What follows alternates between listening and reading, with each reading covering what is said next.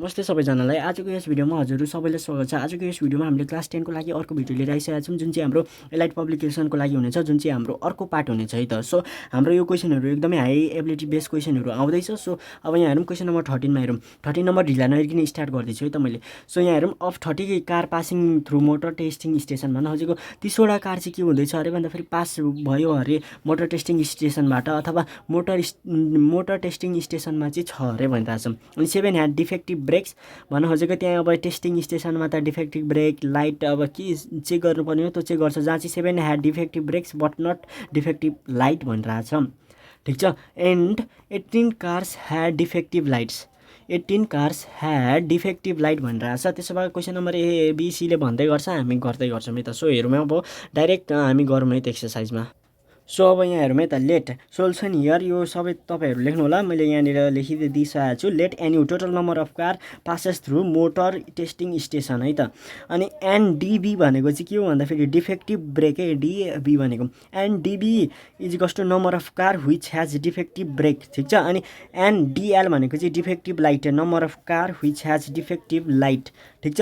त्यसो भए then number एले भन्छ, नम्बर ए को लागि हियर नम्बर एले भन्छ present the above information in set notation. Set नोटेसनमा चाहिँ प्रेजेन्ट गर बाबु भन्दैछ। अब एनयु इज इक्वल्स टु चाहिँ कतिवटा कार पासेस भयो अरे भन्दाखेरि 3030। ठिक छ। अनि त्यसै गरेर यहाँनिर भनिदिएको छ 7 had defective brake but not defective light भनेपछि त यहाँनिर एन अन्ली डिफेक्टिभ के भनौँ भन्दाखेरि defective brake n only DB दिएको छ। ठिक छ। जहाँ चाहिँ 7 छ, किनकि यहाँ के भनिदियो भन्दाखेरि क्वेसनले 7 had defective brake but not defective light भनिदिइसकेन त। भनेको 7सँग चाहिँ डिफेक्टिभ ब्रेक छ तर लाइट चाहिँ छँदै छैन भनेपछि त एन अन्ली डिबी हो कि नि त हो। यसरी सोच्नु पऱ्यो है त क्वेसन। अनि defective light and 18 car had defective lights भनिरहेछ भनेपछि एन डिफेक्टिभ लाइटको कुरा गरेछ, अन्लीको कुरा गरेन, किनकि लाइट र ब्रेक दुइटै हुनसक्छ। यसको कुरामा चाहिँ 18 छ। ठिक छ। अब यहाँ हेरौँ है त। यसलाई हामीले सेट नोटेसनमा गरिसक्यौँ। अब बी नम्बर पनि ढिला नहेरिकन गरिदिउँ न, यो सबैलाई आइ नै हाल्छ बी नम्बरको पनि। सो अब यहाँनिर हामीले के गर्यौँ भन्दाखेरि बी नम्बरको लागि representing the above information in van diagram, जहाँ चाहिँ भेन डायग्राममा हामीले रिप्रेजेन्ट गरिँदैछ। अनि मैले यहाँनिर सेट लेख्न चाहिँ अलिकति मिस्टेक गरेको छु, जहाँ चाहिँ हामीले सेटलाई चाहिँ केले रिप्रेजेन्ट गरिन्छ, बिग लेटरले हो नि त। सो डिबीलाई चाहिँ यो डिबी स्मल डिबी लेखेछु, यो ठुलो डिबी लेख्ने, डिबी इज इक्वल्स टु 7 अनि डिएल चाहिँ ठुलो खालकै लेख्नु पऱ्यो नि त, किनकि रिप्रेजेन्टेसन भनेको ठुलो खाले छ। अनि एनयु भनेको चाहिँ 30 छ। ठिक छ। अनि एन अन्ली यो डी भनेको चाहिँ हाम्रो 7 दिएको छ। अनि यो भनेको चाहिँ यो दिएको होइन, यो दिएको छ। टोटल नम्बर अफ डिएल दिएको छ 18 छ, जहाँ चाहिँ एन अन्ली डिबी मात्रै दिएको छ। त्यसो भए हाम्रो टार्गेट भनेको फाइन गर्नुपर्ने के भनिरहेछ भन्दाखेरि नि भनेको छैन, केही छैन। यसलाई एक्स मानिदिउँ। अब यसलाई एक्स मानेपछि 18 माइनस एक्स हुने पऱ्यो यसमा भेन डायग्राममा रिप्रेजेन्ट गर्दा। अब बी नम्बर पनि सक्यो। सी नम्बरले भन्दैछ how many car had not defective both the light and brakes भन्न खोजेको how many car had not defective both the light and brake भनिरहेछ। ठिक छ।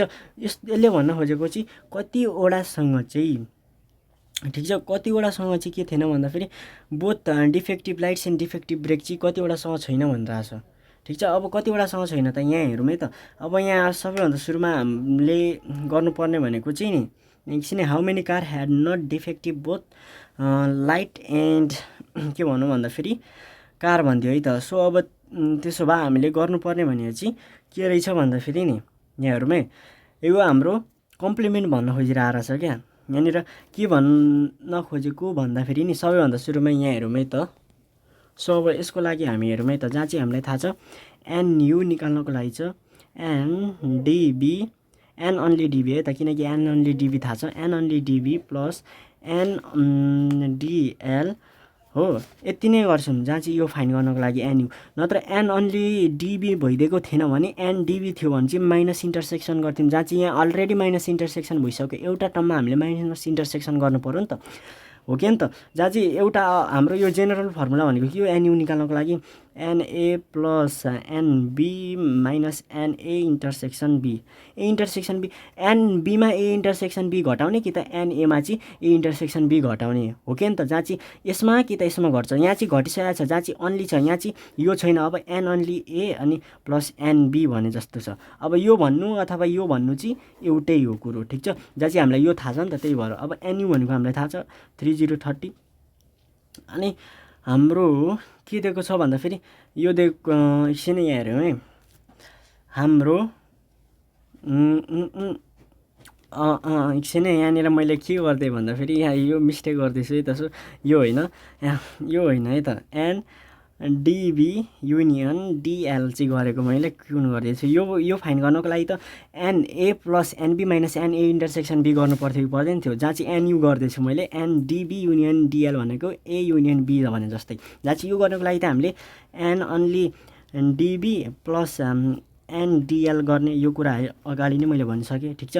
अब यसको लागि एन अन्ली डिबी भनेको 7 प्लस यो भनेको कति छ त, यो डिएल मात्र होइन, डिएल चाहिँ कति छ त 18 छ, 7 + 18 25 देयर पर एनडिबी युनियन डिएल भनेको चाहिँ कति रहेछ भन्दाखेरि 25 रहेछ होइन। अब फेरि क्वेसनले चाहिँ भनेको छ हाउ मेनी कार, दुइटै चाहिँ नहुने चाहिँ कतिवटा छ त, दुइटै हुने होइन, यो आइदर दुइटा हुने त थाहा छ, तर यो क्वेसनले चाहिँ के भनिदिइरहेछ भन्दाखेरि एनडिबी युनियन डिएलको चाहिँ कम्प्लिमेन्ट इज इक्वल्स टु चाहिँ वाट। अब नाउ लेखिदिने, नाउ यो इज इक्वल्स टु चाहिँ यु माइनस एनयु है, एनयु माइनस एनडिबी युनियन डिएल हो कि नि त, जहाँ चाहिँ एनयु भनेको 30 - 25 गर्ने is equals to 5 therefore n D B union D L चाहिँ कति रहेछ, कम्प्लिमेन्ट चाहिँ कति रहेछ भन्दाखेरि 5 भनेपछि 5 cars had not defective both light and brakes भनेर लेखिदिने। अब डी नम्बरले भनौँ why is the number of cars defective light more than both, के भनिरहेछ भन्दाखेरि हेरौँ है त यहाँ क्वेसन।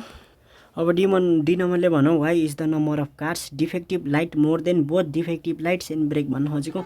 यहाँनिर चाहिँ total number of cars defective light भएको कारको नम्बरको सङ्ख्या अथवा टोटल कार चाहिँ डिफेक्टिभ लाइटमा पर्ने कारहरू अथवा भनौँ न नम्बर अफ डिफेक्टिभ लाइट्स भएको कार चाहिँ किन चाहिँ धेरै छ अरे, त्यो पनि कस्तो भन्दाखेरि both defective lights and brakes, दुइटैको डिफेक्टिभ लाइट्स र ब्रेक भएकै कारहरूभन्दा धेर चाहिँ डिफेक्टिभ लाइट भएको कार चाहिँ के छ अरे भन्दाखेरि चाहिँ के छ भन्दाखेरि धेर छ अरे भनिरहेछ। किन भन्दाखेरि because the both defective, because number of cars defective lights होइन यसरी गर्ने, because defective lights and brakes both having cars are the common part of the defective brake as well as defective light, but the defect number of cars having defective light is the subset of के गर्ने भन्दाखेरि you भनेर यसरी represent गरिदिने है त। So यो पाराले गर्दा नि हुन्छ, अथवा तपाईँहरूले कसरी बुझ्नुभएको छ त्यो पाराले नि गर्दा पनि भयो है त। सो अब हामी आजको यस पाठमा चाहिँ यति नै गर्छौँ है त। So that's all for today's video.